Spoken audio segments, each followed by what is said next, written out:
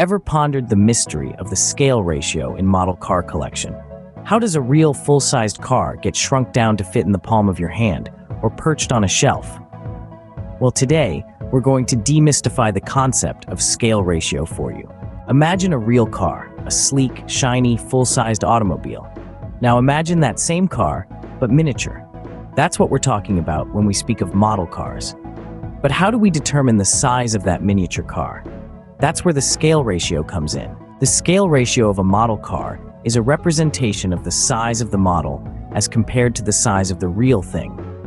It's expressed as a ratio, with the size of the model on one side and the size of the real car on the other. For instance, a scale ratio of 1:24, written as 124, means that 1 unit of measurement on the model equals 24 units on the real car. So if the real car measures 24 feet long, the model would be a foot long. But it's not just about length. The scale ratio applies to all dimensions of the car: length, width, and height. That's why a model car looks like a perfect miniature replica of the real thing, not just a shrunken down version. Now, the scale ratio isn't set in stone. Different models may have different scale ratios. Some of the most common scale ratios in model car collection include 1:12, 1:24, and 1:43. The smaller the second number, the larger the model car. So, a model car with a scale ratio of 1:12 would be larger than one with a scale ratio of 1:24. But remember, it's still a representation of the same full-sized car. It's just a matter of how much the car has been scaled down. In summary, the scale ratio is a key concept in model car collection. It's a way of representing the size of the model compared to the real thing. It's expressed as a ratio and applies to all dimensions of the car.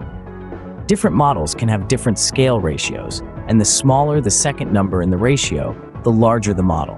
Understanding the scale ratio can help you appreciate the artistry and craftsmanship that goes into creating these miniature masterpieces. So next time you admire a model car, take a moment to appreciate not just the model itself, but the scale ratio that made it possible. You might think that all model cars with the same scale ratio would be the same size, but that's not the case. Even with the same scale ratio, model cars can be different sizes because the actual size of the real cars they represent can be drastically different. For instance, a model of a compact car and a model of a truck could both have a 1:24 scale ratio. But the truck model would be larger because the actual truck is larger than the compact car.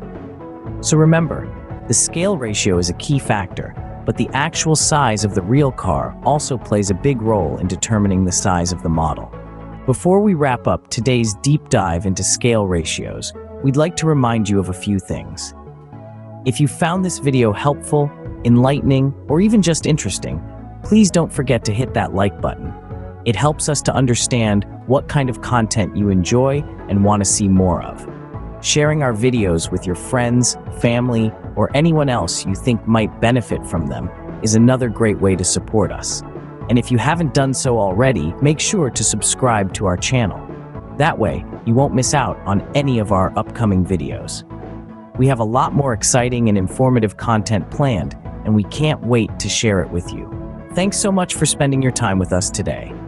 We know there are a lot of ways you could be spending your time, and we're thankful you chose to learn about scale ratios with us. As always, we're here to help make complex concepts simple and fun to learn. Stay curious, keep exploring, and remember, the world is full of wonders waiting to be discovered. Thanks for watching.